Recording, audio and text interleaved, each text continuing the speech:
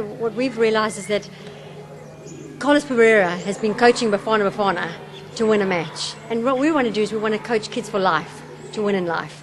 And so the whole idea is to get the kids of the community involved in a project where we can keep them safe, where we can keep them entertained. It's a long holiday, so go for gold is what it's all about.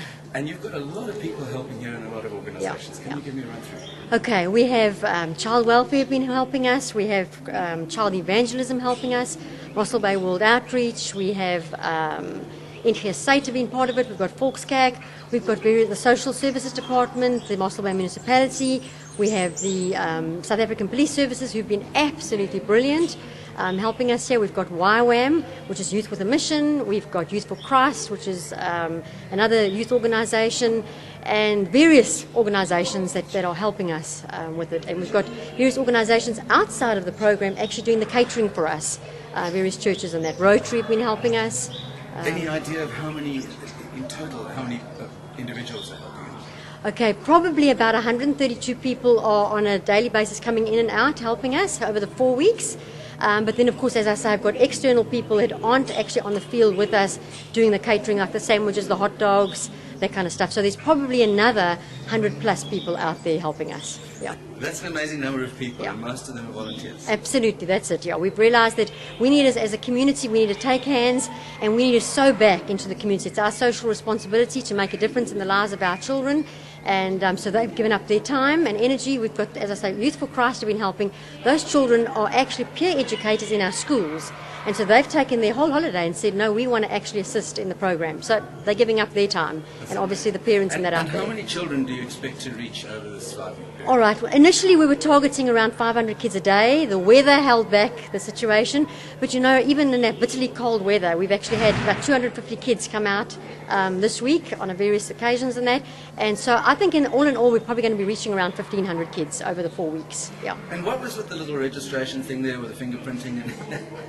Okay. Well, part of the whole thing is, we have the police involved and they've got a Safer Schools program.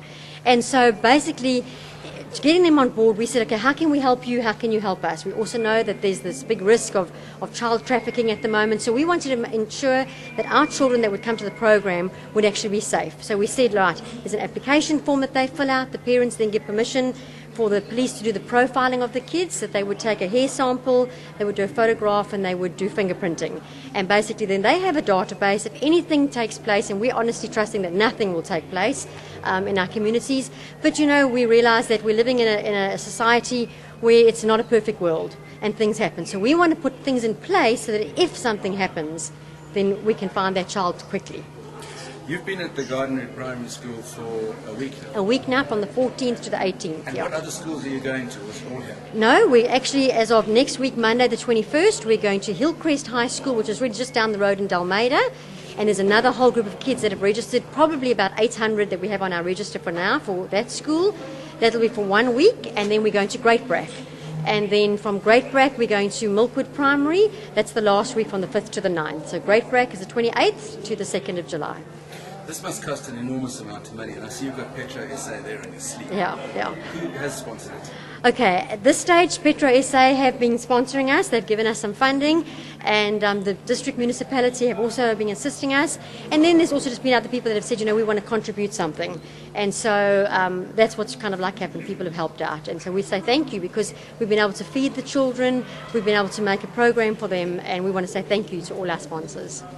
Die grootste uitdaging waarmee ons te kampe kom is armoede. Kinders wat uit gebroke huise uitkom en mense wat nie weet hoe om vir mekaar om te gee nie.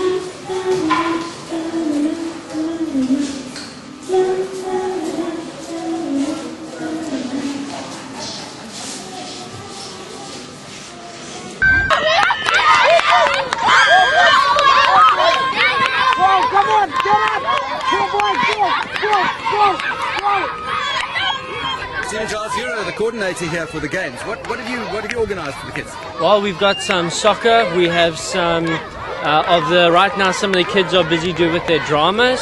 They're coming and they're doing dramas for us, which you'll see in a little while. Then over here we've got some of the traditional Boere sport with the sack races, and in wheelbarrows and all of that. And then on the top, they're busy with toxic blocks, and their whole team has to get, there's 20 on their team currently, they have about 5 blocks, and they have to kind of island hop all the way to the end. So we're busy with that. What does the games give the kids? We're trying to teach them some lessons, teamwork. The one team didn't want to do the drama, so they were going around the flag and back, around the flag and back. And eventually right now, on this side, they're busy with their drama. So just a little bit of discipline and teaching them to work together.